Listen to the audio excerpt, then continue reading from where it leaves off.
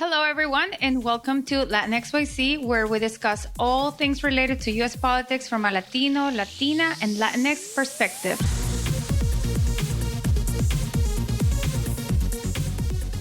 My name is Clemencia Herrera, and I'm the founder of Moira Studio. We're an advertising agency that works on political and advocacy campaigns that target Latinx.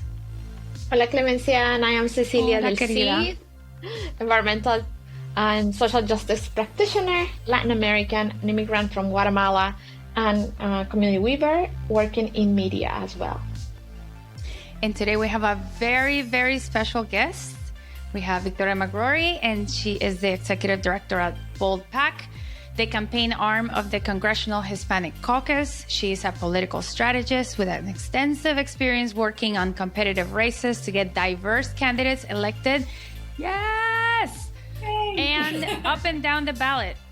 In 2020, she served as the deputy political director of the new Democrat Coalition Action Fund, where she helped defend the Democratic House majority by helping re-elect 22 members of Congress in competitive frontline races. Yes!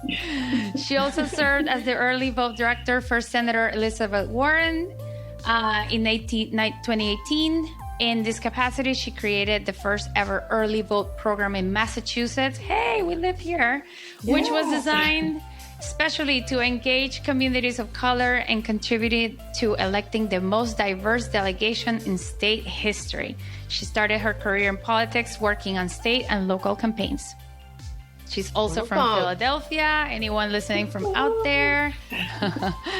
And she's the daughter of a Puerto Rican educator and an immigrant from Ireland. She's a first-generation college graduate and holds a PhD in political science from, I'm going to butcher this name. Brandeis University. Welcome, Victoria. I'm so excited to have you here. Welcome. So excited to be with you. Yeah, it's great. I feel like I need to bring you with me anywhere I go with all the cheerleading. I mean, we're very excited. You have quite the bio here, and we just love everyone that is helping bring more diversity to Congress, to elected officials, and helping us elect more people of color. It's like the cause. Yes, absolutely. La lucha. Exactly. It's fun work. It's important work, and there's no shortage of work, right? So yeah, I feel like we're just getting started, and the more we uncover, the more things there are to do. Yeah. So it's very exciting, of course, but it's like okay. Yeah. I mean, hey, we've come a long way. Yeah, we've come a long way. We've got a long way to go, right? Yeah. So tell us a little bit more about what BOLD is doing, and what you guys are doing right now. With your plans for the future. Tell us a little bit more about that. Yeah, sure. Happy to. Well, first of all, again, thank you so much for having me. It's great to chat with both of you. At BOLD PAC, we are so excited to increase diversity in Congress, specifically by electing more Latinos and Latinas, right? And so we've been in existence for 20 years this year, right? It's our 20-year anniversary. So we were created in 2001.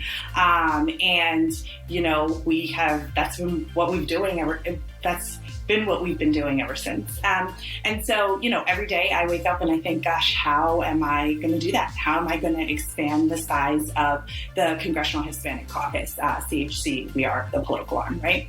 And so it's been great. This cycle, right? As we know, sort of getting back to our lots to do, lots that has been done, but lots to do. There's no shortage of work, right? There's lots of things that are sort of constantly coming at our community and sort of making sure that our community stays central to the conversation it's a big job, and it's a really rewarding one. And so we've been focused on lots of stuff, right? Sort of our bread and butter, of course, the number one goal is to defend all of our members, right? And so we have 37 members, Latino and Latina Hispanic members who are part of our caucus. And so job number one for us is to make sure that they come back, right? Because ultimately, increasing diversity, we've got to keep what we've got before we can talk about expanding. And so, right. We are in an election cycle that will be incredibly competitive. And our job is to make sure that our members who are fighting so hard for our community, who are doing great work on behalf of real people, right? Like you, like me, right? Like folks who are listening, that they come back to Congress. And so we have members actually both in the House and the Senate. And so we have 33 members of the House who, of course, are up for re-election every 2 years. And then we have 4 senators as well. And on both fronts, we are always thinking about how are we going to grow those numbers. And so in that vein, we're also, of course, working so hard to get Latinos and Latinas to run for Congress, right? And to run and doing what we can to set them up early for success, right? And so there's just so much importance. Exactly. There's just so many things to unpack, obviously, in each respect. But those are sort of the core of what BOLD does, is figuring out how we keep our community central to the conversation and how ultimately we elect more folks who represent us. And amazing. And thanks first for of all all, that. How funny that it's like 2001 is already 20 years. Wild. I know, right? And second, I know that some people out there may not know what the Hispanic Caucus is, and also what does it mean for the community to grow the Hispanic Caucus. If you just could briefly go over that. Sure. Also, sure. Could you just also reflect, I think, as I was hearing you talking, what is PAC? What is a PAC for members of our listeners who do not understand? I know what a PAC is. Yeah. What a PAC Great point. is. Great point. Oh, so gosh. before, there's 2 things. I was like, okay, I wonder how many of our listeners know what a PAC is, and also what the Hispanic Caucus is. So absolutely. Let's see how the teaching skills come in handy from grad school. So the Congressional Hispanic Caucus, CHC for short, right? The Hispanic Caucus is a group of members in the House and the Senate who sort of formally come together with shared interests, right? A caucus is kind of any group in the House, in the Senate, in both, that kind of come together for some reason. And it is usually shared legislative priorities. And they sort of caucus together, which means they vote on their issues and push those issues forward as a group. For the Hispanic Caucus, it is all Democratic Hispanic members of both the House and the Senate. And so, obviously our community is extremely large and diverse and full of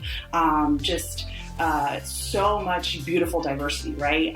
From all different countries and all different backgrounds, and all of those Hispanic Democrats, are a member of our caucus. And so that's kind of on the sort of official side in government, right? As a PAC, right? And when I say that we are the sort of political arm or the campaign arm of the Hispanic Caucus, that means that we are here to ensure that all of those folks first, right, get reelected, and then we bring more Latinos and Latinas and Hispanic candidates to Congress with the goal of, making that group bigger. And so I hope that that's a kind of a very simple sort of boiled down version of what it is. And in terms of what a PAC is, PAC stands for Political Action Committee. And that just means that we are able to work on the campaigns and raise money and do all sorts of things that ultimately move toward the actual election. Money, which is very important. We're going to talk about that a little bit later. So 20 years.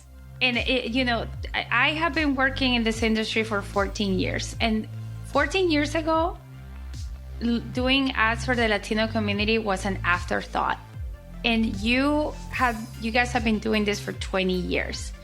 I can't even imagine how challenging it was 20 years ago. How have things changed in your eyes, from, the work that you were doing 20 years ago, the work that you're doing now? How many members were in the caucus back then? And what shifts have you seen in the party that have to do when it has to do with Latinos in politics? Yeah. So lots of pieces of that question, but they're of course incredibly important ones. 20 years is both a long time and a very short time, as we sort of know, right? It could go by in the blink of an eye. But in someone's lifetime is a long time, but in politics, that is just like a really slow moving machine. Then is a really short time. Yeah, it is. And it isn't, right? I think that, when we're talking about communities of color that haven't been represented in the same way,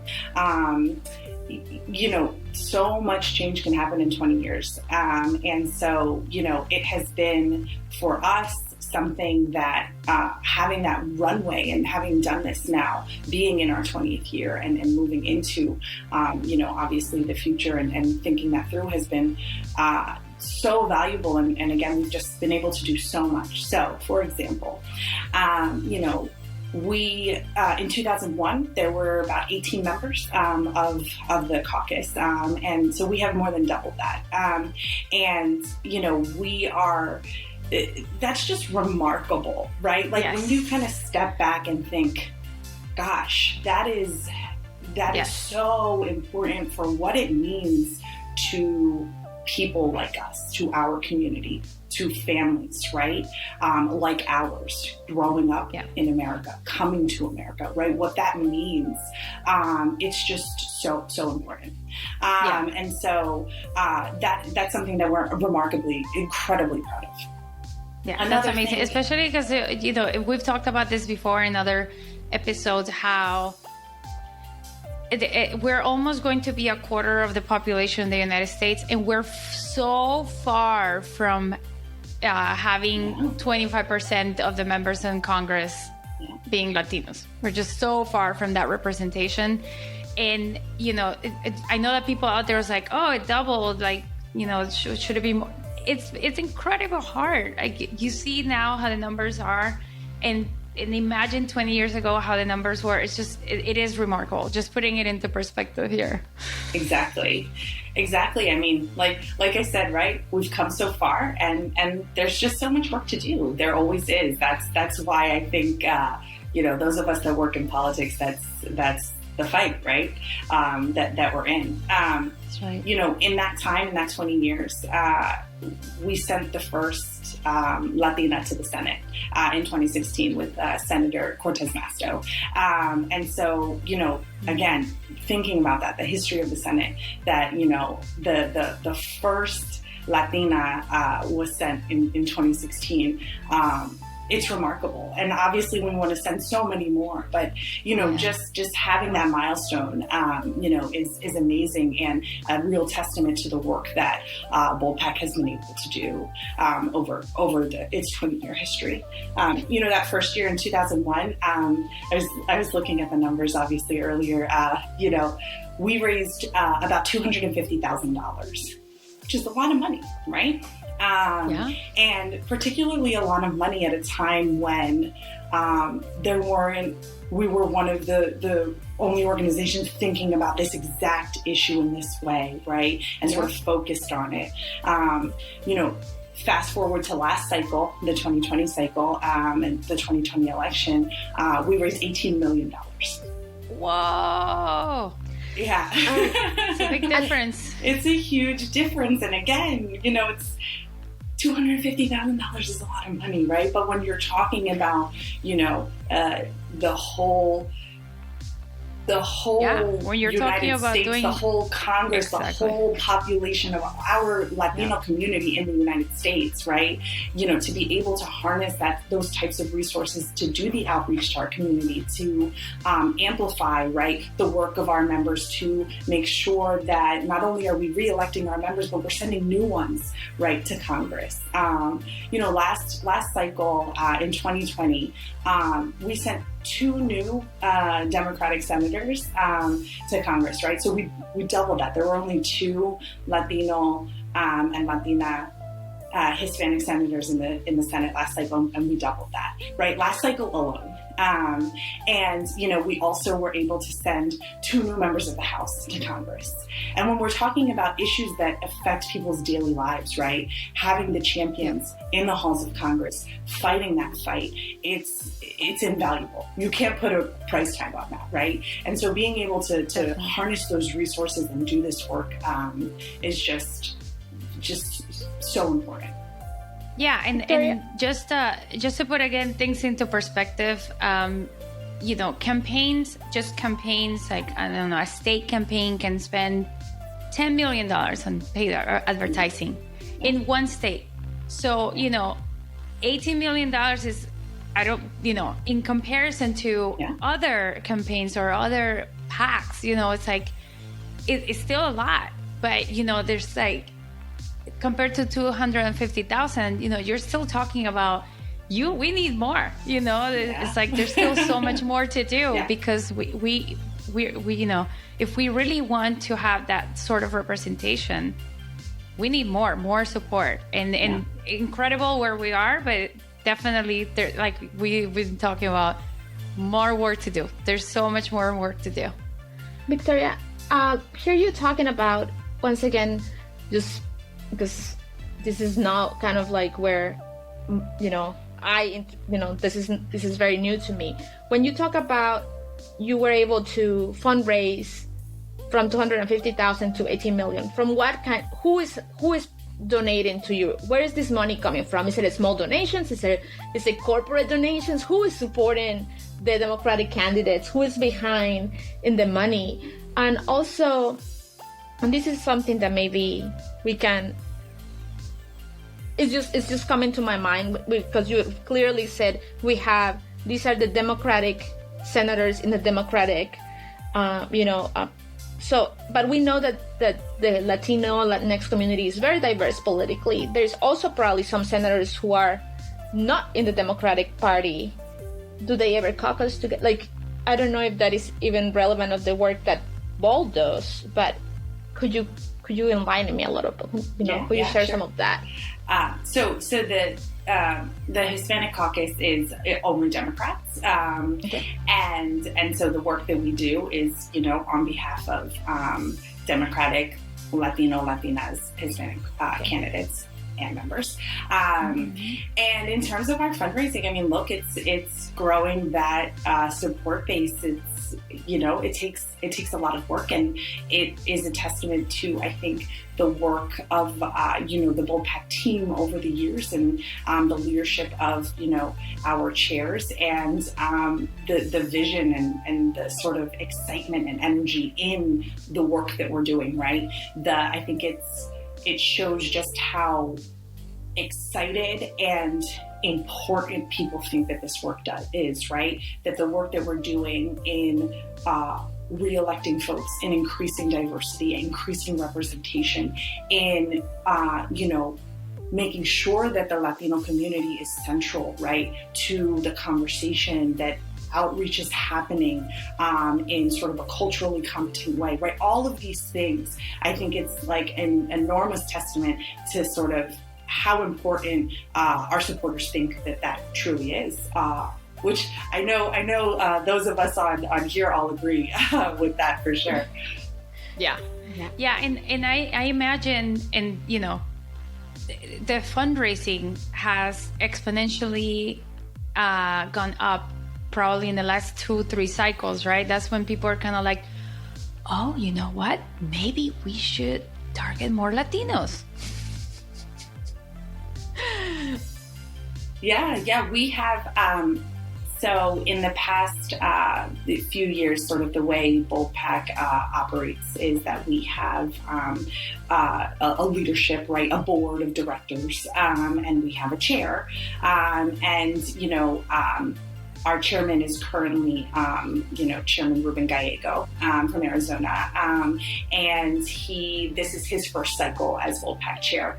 And so previously, our chairman was Congressman Tony Cardenas, and he's from California. And the growth that he was, under his leadership was just enormous. He was really. It's remarkable to see sort of under his chairmanship how much we sort of BOLD was able to just expand and really grow into a force, right? That ultimately keeps sort of pushing the ball forward in, again, making sure that this important mission and cause is kind of just central to the conversation. Yeah. So I'm curious. Fundraising comes from all kinds of different ways, just to Ceci's point, from the actual people, like giving money, there's like bigger, supporters.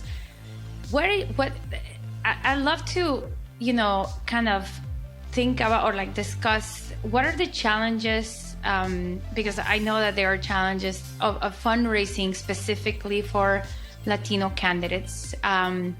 We've talked a lot extensively over the past episodes about disempowerment in the Latino community, thinking that their vote doesn't count, or if they vote, things are going to stay the same. We talked about, economic challenges, financial challenges for the Latino community. This is like our point of view, but obviously we'd love to hear what your point of view is in challenges fundraising, because it's so important, to keep that ball moving forward, and maybe we can get some wheels turning in the listeners' minds. What can we do to kind of surpass those challenges in the future? Yeah. Well, the thing about the work that we do, right, in getting candidates of color and Latinos elected, right, it's just, in many ways, it's just such different work, right, from other campaigns. What does that mean? Well, it means that, very often Latino and Latina candidates, they don't necessarily come from the same networks and sort of backgrounds and have all this sort of natural access to fundraising networks and all of these things, right? And so, we are extremely proud to look for and try to amplify and find and help succeed diverse recruits from all backgrounds, right? Whether it be teachers or veterans or doctors or small business owners, right? Having those perspectives in Congress is just so incredibly important, right? But those people don't necessarily have access to all of the same networks that other candidates do, right? And so some of the work that is really important when you're working to elect candidates of color, which I have done before, right? I came to BOLD PAC. That has been something that it has been incredibly important to me is figuring out how do we amplify this story and sort of raise that profile, in a way that lets people take notice and say, oh, wow, I want to support this person. I believe in this campaign, right? This sort of thing, because, a lot of times, as we all know, right? It's all about who you know and, picking up the phone and having access to this fundraising network or that. And I can call so-and-so. And it's just, when you're electing, when you're working to elect candidates of color, that's not necessarily always there. Of course, it sometimes is. But, it's work that it's really fun because you get to kind of think of these amazing ways that people just like my family, right? Those are the perspectives we need in Congress, right? So, it's just thinking creatively about getting those campaigns sort of excitement and energy, especially in the beginning, right? Has always been really fun. And I bet the effort is all compounded, right? If you're talking about, a Latino candidate, and then if it's a Latina candidate, it's even harder. So it's like everything is kind of compounded, as a challenge when you're trying to raise money. It's experience is always like, oh, well, what does that even mean? And like, if you're a woman, it's seen different, and I can just like see in my mind all the different ramifications of trying to fundraise, and again, just I feel like we're not just trying to do the work with the actual candidates, in like the Latino spaces. We're also trying to work with the community. We're almost trying to be like a therapist and trying to, be like, I know that nobody has heard you before. I know that, your causes have not been fought for, but we are here to help, like, or this person is really here to help it. They actually do care. And, maybe people are like, oh, yeah, that's what everybody says. And so, it's kind of like a lot of also work. And we've talked about this in other episodes. There's a lot of internal work that Latinos in the U.S., have to still do, to build that trust again, to be able to be more involved, to be more engaged in politics. We're kind of like, pulling from both sides in order to get these goals achieved, right? So, look, representation is, it's about the perspective that comes with being, coming from a working class family, coming from, a Latino family, a Spanish speaking home, right? All of these things, right? Drawing on my own experience, I very working class family, right? I'm first generation college graduate, right? Mm-hmm. Electing people with those backgrounds means that the understanding that comes from that, right? And sort of the understanding of what our community needs is just, it's there. And that's what sort of equitable representation, that's what it means. It's about the perspective that comes with it. And intersectionality is so important, right? And so it's not just about, electing,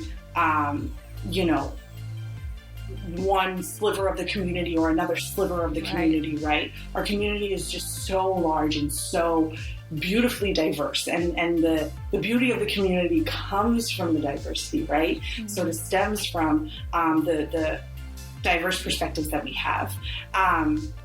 And so, absolutely. When you're talking about, all of these things kind of come together as intersectionality works, right? In different ways. And when you're talking about campaigns and ultimately getting people from different backgrounds elected, all of that comes into play in very interesting ways, and sometimes in ways that present different challenges than other folks, right? Everyone kind of we all are always kind of creatively thinking about these things on campaigns. Victoria, how does one come to be in collaboration with PAC? Do you go into the community and look for those community leaders who are already doing the work? Because I do think there are moments that our community feels like they're not empowered, but I do want to give credit to so many grassroots organizers who are out there doing the work day in and day out, even if they don't have access to those political networks that you were mentioning, or like bulk networks that you're mentioning.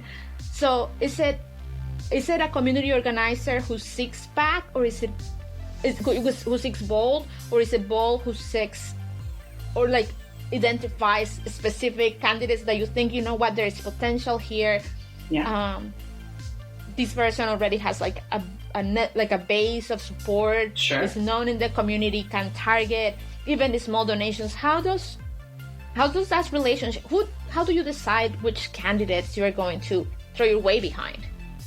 Yeah. I mean, look, it's all of the above. I think that we all know from any experience that we've had in interacting with elections, right, and campaigns, and it's hard to not remember seeing an ad during the presidential, where we're getting very close to a presidential campaign, right? And so we've all kind of interacted with campaigns in different ways, right? And it's some of the most sort of fun pieces, right? It's all of the above when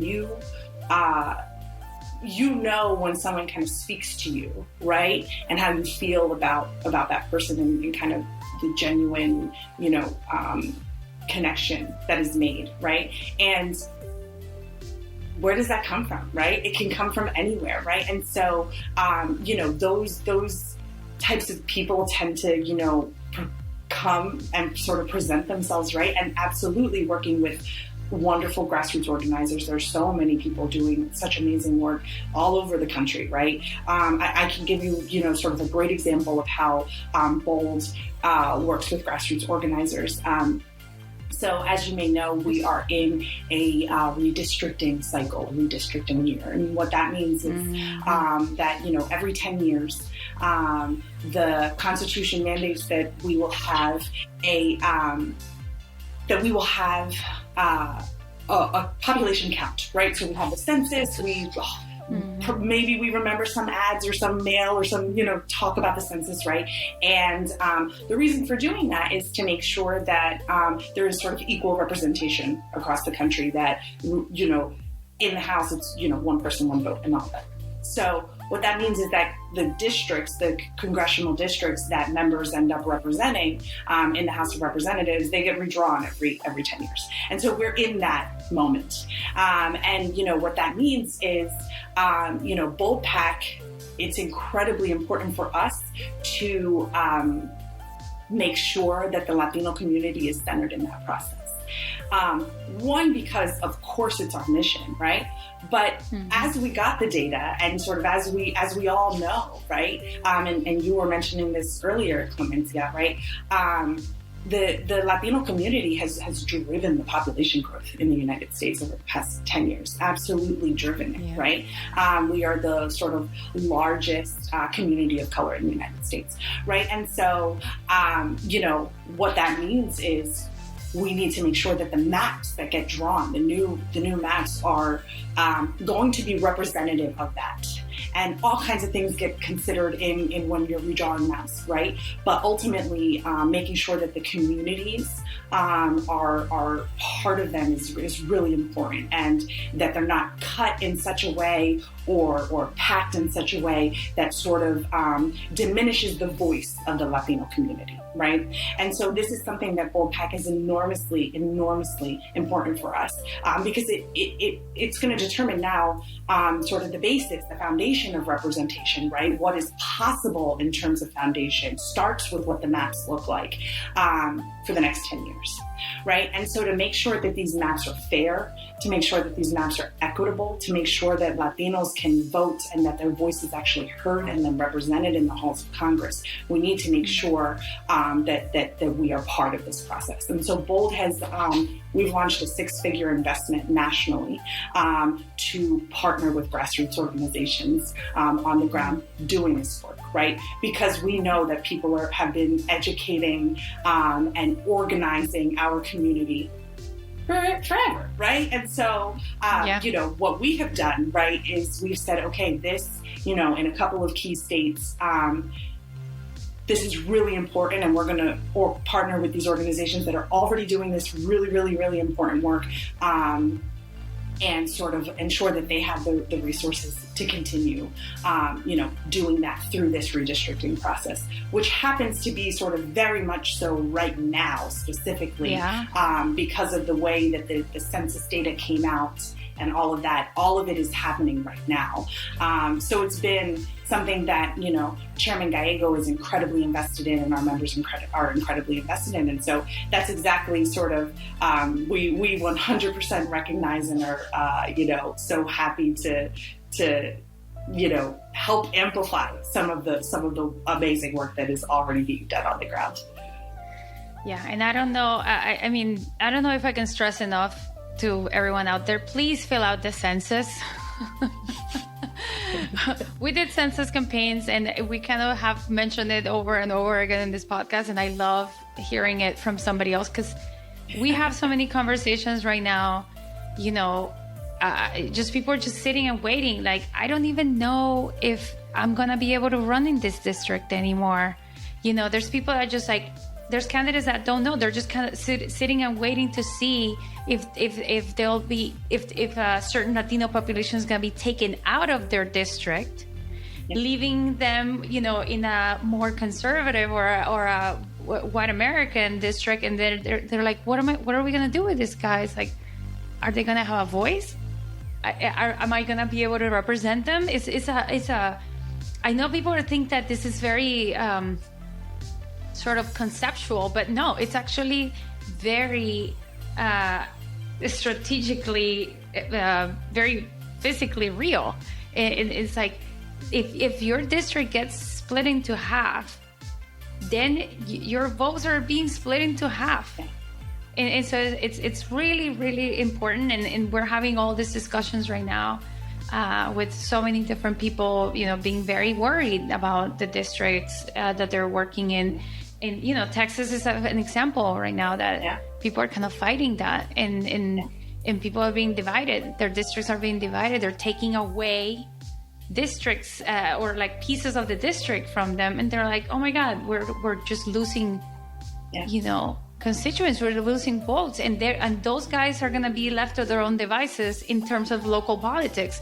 And I know everybody kind of pays attention more to the presidential campaigns, but local politics are really where things Everything. are.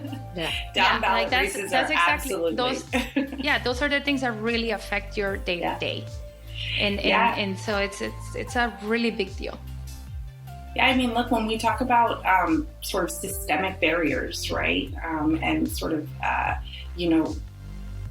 lack of access to power, right?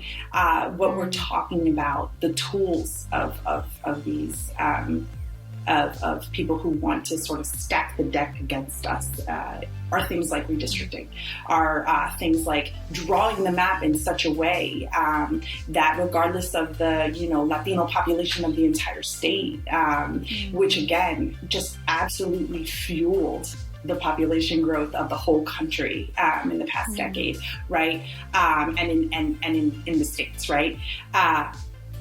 We're going to draw these districts and cut around these blocks and corners and, in all these weird ways. It's called gerrymandering, right? Gerrymander these districts in such a way that it would be almost impossible for the Latino community to elect someone like them, because we can put, voters here and voters there when we talk about that, right? And so, these are tactics by Republicans, right? And so when we talk about what's happening right now in Texas, where despite the fact that the population growth, that the majority of the population growth in the state was by voters of color and communities of color, right? All of the districts, the new districts that Texas got, because it grew in population, right? So it gets more seats because it's bigger now than it was 10 years ago. None of them are Latino majority, right? Even though Latinos fueled the growth in that state, right? Yeah. And so that is what we talk about when Texas is getting new seats. Those new seats should be drawn in such a way that is equitable and fair, that enables the community to elect a representative like them that will advocate for their issues in Congress, right? When we talk about barriers, right, to access to power, right, what we're talking about, and systemic barriers, right, what we're talking about are things like voter suppression campaigns, right? Where in Texas is another example, a Republican controlled legislator is completely trying to rewrite the rules to make it harder and harder and harder for people to vote, right? To make it harder to cast a ballot. And what that means in practice is that they are targeting our community deliberately, because a lot of things that make it easier to vote is ultimately what encourages Latino voters and voters of color to cast their ballots and to make their voices heard, right? And that is fundamentally what democracy is about, right? Is about the people making their voice heard and the government representing the people. And with sort of redistricting in particular, it is a tool that Republicans are trying to use to make it the reverse. Instead of government representing the people, the people are less able to choose their representatives. Yeah, funny how they're against the big government, but it's exactly the opposite. So this is fascinating, and I'm loving everything that we're talking about. We have run out of time, and so I think we're going to be back with a second part to this, because there's just so much more to unpack, and you have such a breadth of information and experience that we just love to pick your brain a little bit more. Talk about this stuff all day. Exactly. We love that. So thanks everyone. We will see you for the second part of this episode. If you love it, or if you have any comments, please send them over, Clem at latinxyzpod.com. And we have Instagram and TikTok, and that's it. At LatinxYZPod. Please hit us up. Let us know what you think, whether you like it or not. We want to hear from you. Yes. Thank you so much, Victoria. Thank you. It's been great. Muchas gracias, Victoria. Muchas gracias, Ceci.